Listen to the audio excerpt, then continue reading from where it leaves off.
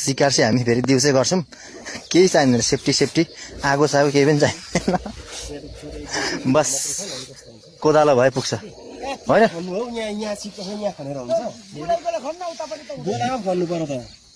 यी खन्ने ल ल ल ल ल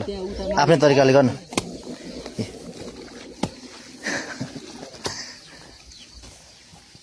एकदमै अनुभवी साथीहरू हुनुहुन्छ फेरि यहाँ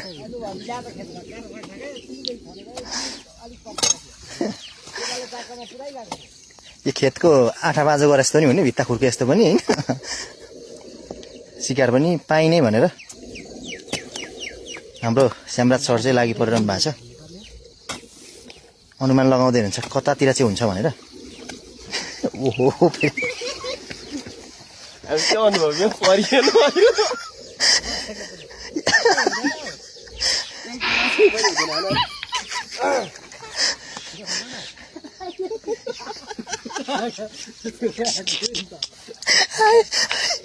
तर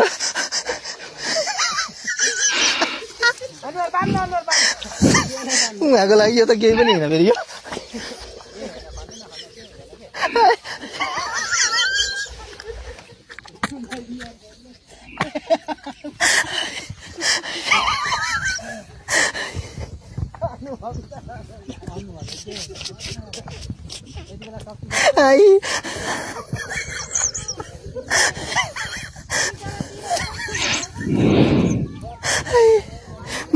भाइ